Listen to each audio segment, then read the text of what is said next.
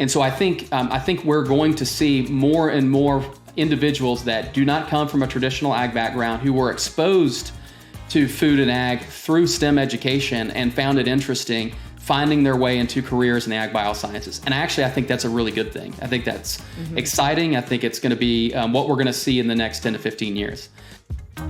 Welcome to Agbioscience, the #1 podcast in the world for innovation in food, animal health, plant science, ag tech, and agriculture. Welcome back to Agbioscience. I'm the Growth Movement's Amy Jones, and this week's guest host of the podcast. The words talent and shortage come packaged together in nearly every sentence across almost every industry these days. It's a widespread challenge that raises a bigger question for ag bioscience companies. Do our hurdles look like the same as other industries? And if not, what do we do next? Here to share perspective is Blaze Currie, Agriculture Practice Lead for Vivayic. Blaze, welcome to Ag Bioscience. Yes, thanks for having me, Amy. Yeah, we're so glad to have you here. And if you're good, we're going to go ahead and get this conversation started with a high-level conversation around your perspective on the current market overview for ag bioscience companies when it comes to talent and leadership. Curious on where you feel like we sit today relative to other workforce needs in other industries. Yes, so the perception of careers has improved for this industry since the 90s, since the farm crisis of the 80s. But pretty much every study that we've looked at for the last 20 years has shown that the demand for talent for ag biosciences, especially for talent with degrees in agriculture or related fields, that demand has exceeded the supply. So most employers today are having to look outside of the traditional ag degrees and traditional talent channels, and that's going to continue. But there's one additional factor that's pretty unique to the ag biosciences, and that is that we're facing the beginnings of what's a pretty substantial leadership transition in agriculture. And what it's caused by are the baby boomers retiring out of leadership roles. And that's not unique to the ag industry, but what is a bit unique to the ag biosciences is that many of those leaders that have held those roles and are now exiting the industry as they retire, many of those leaders grew up with really deep experience in agriculture. They grew up on farms. Yeah. And those that are going to replace them in those leadership roles, many of those individuals or fewer of those individuals are going to have that kind of ag experience. And so that's actually going to have a fairly substantial impact, we believe, on the larger landscape of ag biosciences. Yeah. And your organization, remind us, maybe tell us a little bit about your organization, but we know that you consult and help optimize business solutions, which of course includes talent and leadership. And you touched on it a little bit, that agriculture kind of has that niche of farming background. But what are some unique headwinds that you feel like this industry has in front of them that's different than what you've seen in other organizations? Yeah. So one thing that is not necessarily new to the ag biosciences, but is going to continue to be more pronounced, and that is attracting and retaining top talent. So this is, again, not necessarily a new challenge, but I'll share a quick anecdote. We posted an article recently about this topic, and we had someone that made a comment, and I thought, they've really kind of nailed it.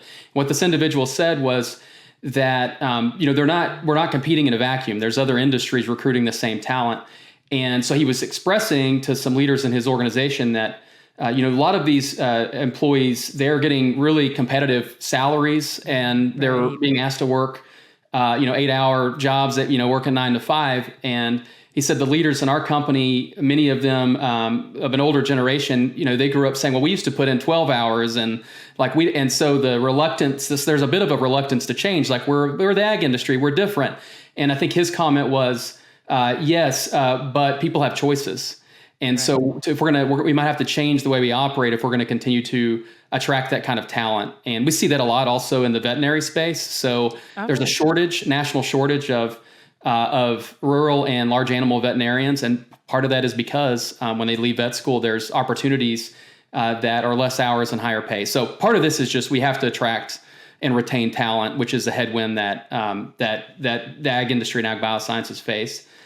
The second headwind that I think I alluded to earlier is this generational change. For this may not be as impactful for large global companies or multinational organizations, but for ag retailers, local cooperatives, county and state level producer associations, there's a change about to happen with a lot of these, those in the boomer generation retiring. And they were what we would call farm-grown leaders. So they grew up on the farm in production agriculture. And many of them are going to be replaced by leaders who don't have that same kind of experience. And that's not necessarily a bad thing. In fact, I think there's probably a lot of people that are excited about that change, to be quite honest. But these new leaders are probably going to approach decisions a little bit differently as a result. You've seen probably a lot of headlines around, the average age of a producer, a primary decision maker, 65. Millions of acres are about to change hands.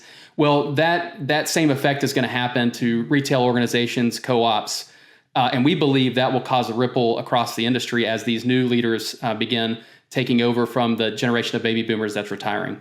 Yeah, I think about my previous work experience. I was in higher education, agricultural recruitment, and that percentage of students that had that farming, traditional agriculture background was decreasing naturally with what you're describing there. But how do you also, remain flexible and adaptable and open to that diversity of thought that I think you described really well? I'd like to go back in time a little bit. I'm excited to focus on solutions after the commercial break with you. But if we could go back in time a little bit, what are some of the challenges that you feel hit our industry that helped create this wave of talent disparity that we're talking about today? Yeah, so there's actually two different challenges. One of them affected all industries, and that is that the generation following baby boomers, Generation X, is a smaller cohort. So to put in perspective, for every 100 Gen Xers that's going to turn 50 this year, well, 135 baby boomers is going to turn 65, and 132 millennials is going to turn 35. So it's just a smaller cohort. Now, that affects every industry. But what is unique to the Agbiosciences was caused by the farm crisis in the 80s.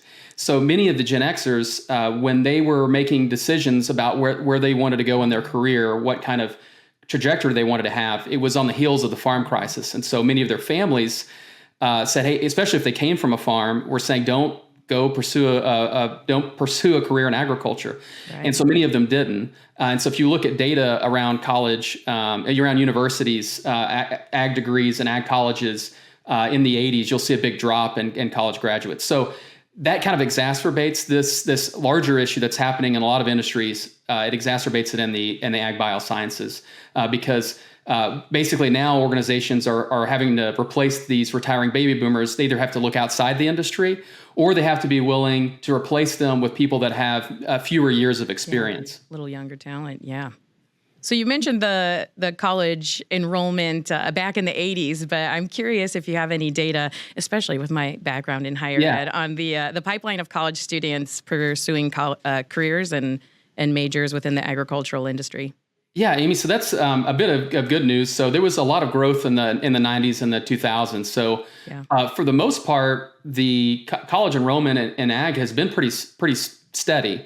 But part of the reason for that, and I think, Amy, you alluded to this when you talked about, part of the reason for that is that many of the students pursuing these degrees in agriculture are not coming from traditional ag backgrounds. And so organizations have done a really good job.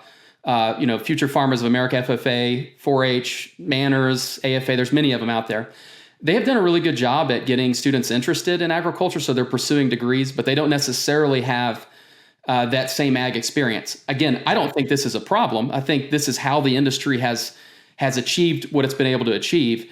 But that is the difference between when the baby boomers entered the industry versus today. Is the pipeline looks a little bit different in terms of the experience that these young leaders have as they come out of college.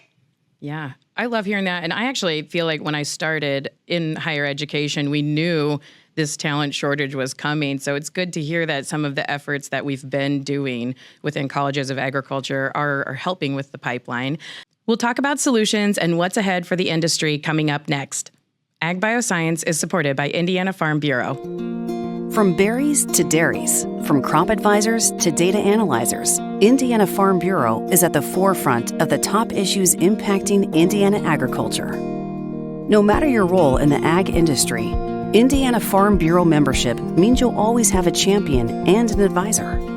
And because so much of your time is focused on your own enterprise, it's also good to know Indiana Farm Bureau is always working to fight for the future of agriculture. We come together to advocate for rural viability, the protection of property rights, competitive tax policies, and against burdensome regulations. Whether our members need a door opened, an impact in public policy, or an ally to strengthen their communities, Indiana Farm Bureau is there. We are the unified voice for all agriculture. To learn more about the benefits of Indiana Farm Bureau membership, go to infb.org. All right, welcome back to Agbioscience. Blaze, the agbioscience industry has never been one to shy away from solutions, and this certainly isn't the time or the moment for that. So how do you see companies needing to adapt to the future to fill the talent needs that we've described before the break? Yes. So one thing that organizations are going to need to do is recruit talent outside the industry. So that means that they might be recruiting individuals that don't have quite the same experience that they might have been used to. I'll use an example. I was talking to an owner of a regional seed business a couple of years ago, and he said, when we recruited folks, we used to just have like an expectation that they had on the farm experience. They understood how the farm business worked. And so there was like an afterthought. It wasn't anything we paid much attention to. And he said, now we have to be more intentional about how we onboard and what we include in that onboarding. So one is just being able to recruit talent from outside of the industry, or at least outside of that core on the farm experience. There's also an opportunity to grow talent from within the industry. Yeah. So Agbioscience is very technical in nature, and so organizations need to be really good at identifying potential leaders who have really good technical knowledge and acumen, but need some upskilling when it comes to leadership and management, so that they can become the next leaders of these companies and industries. So, those are two ways I think organizations could do it. There's actually one other thing that I think as a larger agbioscience industry that we need to focus on, and that is being supporting and being better able to connect food and agriculture to STEM education for high school students. Yeah. So we mentioned earlier that there's a lot of organizations that have done a tremendous job in getting young people interested in agriculture. But just to look at the numbers, there's probably something like 1 million to 1.5 million, something around there, students that are taking high school ag classes, which is great. But there are 16 million students that are taking science classes. And so I think as an industry, if the ag bioscience industry can get those students to see examples of STEM in action connected to food and ag, that's going to increase the likelihood that they might be interested in a career in agriculture. And I think that's going to be really important in the industry moving forward. Yes. I feel like that entire time you were talking, I was just snapping my fingers and like, yes! How do we bring more attention into those science spaces? Well, I love having the conversation about maybe earlier talent and mid talent, but I don't want to forget looking at the large population of executive and senior leadership positions that are also aging out of the workforce, and what types of challenges and headwinds might companies face to develop the next crop of leaders, kind of moving into that space. Yeah, so there's a couple of things that I think are challenges for organizations as they're trying to replace these senior leaders who are now retiring. One is the assumption that institutional wisdom is getting transferred at all. So I think we sometimes take that for granted, that like, oh, well, they'll just work it out. They'll figure out what they need to figure out, or there's some natural through osmosis transfer. And what we have learned is that, no, you actually have to be intentional. You have to dedicate time to it. You have to be thoughtful about it. So that's one of the first challenges, just making sure that wisdom is getting transferred. The second is a risk that organizations face when they do not dedicate a lot of time to plan for how they're going to select and prepare the right leaders for their organizations. So as I mentioned, there's about to be a big transfer and across a lot of organizations and senior leaders. So the organizations that are planning for this, that are being thoughtful about how they select their leaders and how they're training and upskilling those leaders, are going to do really well.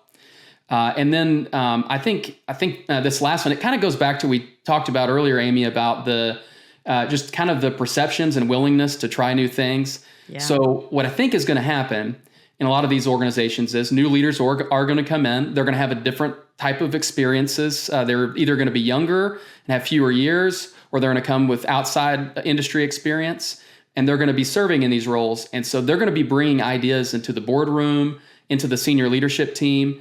And so organizations that are better equipped to navigate these differences in how people think and how they make decisions are going to do really well. And so that's going to be an important thing for organizations to be thoughtful about. Yeah. I'm excited about the idea of trying new things, but that might be my natural posture, and I need to get the rest of the industry on board.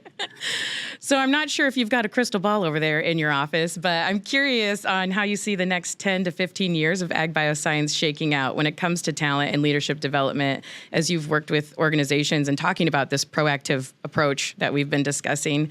Where do you think there's good opportunities, and what do you think it'll look like? Well, when I'll take that in two ways. One is what I think's going to happen, and then I'll also talk about where I think there's an opportunity. One thing that I think is going to happen, just because of the demand for talent is there, and we know we're going to have to find it from some non-traditional paths from students that aren't some of the places that we haven't traditionally found it. And so I think what we do a lot of work at Vivayic in integrating food and ag into K through 12 science curriculum. And one of the things that's really exciting is, and it's good news, I think, for the ag bioscience industry, is that when students see examples of how science and engineering is part of the food system, they get really excited. Yeah. And so I think we're going to see more and more individuals that do not come from a traditional ag background who were exposed to food and ag through STEM education and found it interesting, finding their way into careers in the ag biosciences. And actually, I think that's a really good thing. I think that's exciting. I think it's going to be what we're going to see in the next 10 to 15 years. The opportunity I think that we have, well, I'm going to share this with a little bit of personal bias. I don't have any data to back this up. This is more intuition. But I've had the opportunity to work with a lot of young professionals who are very talented, and they've had choices. They didn't have to be in the ag industry. They were highly sought after from other industries, but they chose to work in the ag industry. And one of those reasons we mentioned earlier is they see purpose in it. They like the connection to food and see its value in the world. But the other reason is because they see the ag industry, the ag biosciences, as a people-first industry. Yeah. And I think that we see anecdotes of that all the time. For example, when a family has some sort of a medical situation, and other farmers will come and help them harvest their crops. Or I saw a CEO of a major ag company one time in a suit and tie helping someone change a tire, which made him late to the meeting. And of course, everybody understood. Like, there's just something about the DNA of the ag biosciences and the ag industry of being people first. And the reason I think that's an opportunity, if we don't lose it, is at the same time, there's all kinds of research coming out. The Anxious Generation, that book by Jonathan Hyatt. There's the previous Surgeon General put out a paper on a loneliness epidemic in America. Yes. So as our technology is advancing, there's this fear that the people first part of it's getting left behind. And I think there's an opportunity in the ag biosciences to say, we're an industry that cares a lot about developing people personally. We're invested in people. We're going to upskill you. We're going to help you personally develop through this industry because we put people first. And I think that will make the ag biosciences an industry that many people want to be in.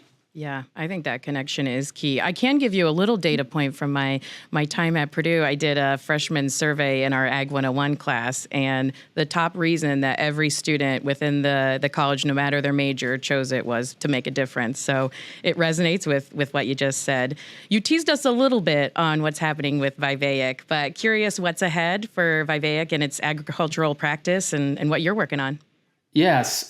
So Vivayic, we've been doing this work for 20 years, and the majority of the work that we've been doing has been connected to ag biosciences. So we work with a lot of ag companies and ag associations. And so we're deeply committed to this industry. And so first of all, we're going to continue to listen and learn. We try to be forward thinking about the challenges, especially in the space of talent development and learning that this industry is going to face. So we want to keep doing what we're doing there.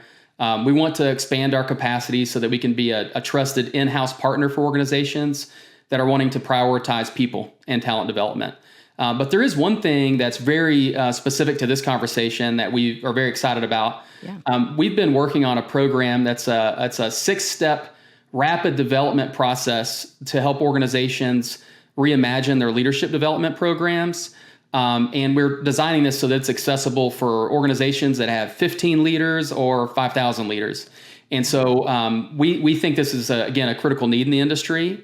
And we're very excited to get to work with several of our clients on piloting this 6-step rapid development program for leadership development. Very cool. Excited to see how that unfolds. He's Blaise Currie, Agriculture Practice Lead from Vivayic. Thank you so much for joining us on the Agbioscience podcast today.